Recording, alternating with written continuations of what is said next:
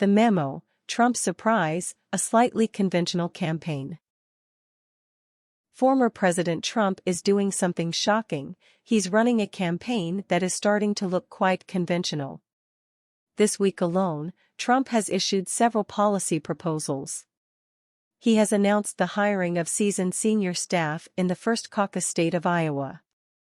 And he has visited East Palestine, Ohio in the wake of the February 3 train derailment, using the power of his former office to intensify the spotlight on residents and on himself. Altogether, the current tone is quite different from the tumult the American public has been used to since Trump began his first campaign for the White House almost 8 years ago. Trump allies are reveling in the change. People think they know what to expect of Donald Trump in 2024. They are wrong, said Michael Caputo, a longtime friend and advisor to the former president. They recognize the caustic social media messages, they recognize his tactic of giving a nickname to every competitor. But they ain't seen nothing yet. Caputo and others note the seasoned campaigners who are around the former president from the start this time around, including senior advisor Susie Wiles, renowned for her knowledge of campaigns in Florida in particular, pollster Tony Fabrizio and policy advisor Vince Haley. Trump has also taken to releasing more detailed proposals than were seen previously, especially during his 2016 Seat of the Pants campaign. The campaign is currently gathering these ideas under the overall rubric of Agenda 47. Trump, the 45th president, would also become the 47th president if he won a second term in 2024. This month, he has advocated typically hardline measures to fight crime, to underline his opposition to so-called ESG investing. The acronym stands for investing which factors in environmental, social and governance concerns, and to boost American energy. While there was plenty of Trumpian rhetoric, there were at least some specifics. On crime, Trump said he would require local police departments in receipt of Department of Justice grants to return to the ultra-controversial stop-and-frisk policies of the past, and to cooperate with U.S. Immigration and Customs Enforcement, ICE, to arrest and deport criminal aliens. On ESG, he promised to issue an executive order if re-elected that would prohibit the use of such criteria in managing retirement accounts. On energy, he said he would once again take the United States out of the Paris Accords on climate change and rapidly issue approvals for all worthy energy infrastructure projects. The point is less the political rights and wrongs of these proposals than the fact that they are being made at all.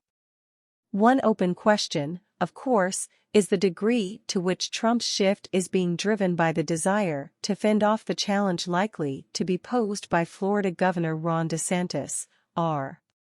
DeSantis has said next to nothing about his 2024 plans, but he is widely expected to announce a campaign in the next few months. Polls show him to be clearly Trump's most serious competitor for the GOP nomination. DeSantis, unlike Trump, still has his hands on the levers of power. He has been using that power to make headline-grabbing announcements with national resonance for conservatives. On Thursday, DeSantis announced a push for stricter immigration measures in his state, including the mandatory use of E-Verify by private as well as public employers, and a revocation of the right to in-state tuition rates for unauthorized migrants. DeSantis has previously pushed back on a proposed advanced placement course in African American studies, on the grounds that it allegedly put forth too much of a political agenda. And he has successfully asked the Florida Supreme Court to set up a grand jury to look into whether there was malfeasance in the claims made about COVID-19 vaccines.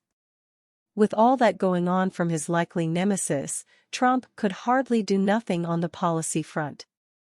But the former president has his advantages in other areas too, not least the symbolic heft of the office he held for 4 years.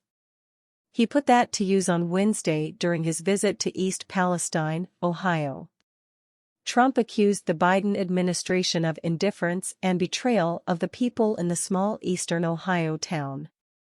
Speaking from behind a lectern adorned with his name, he contended that the people there needed answers and results rather than excuses.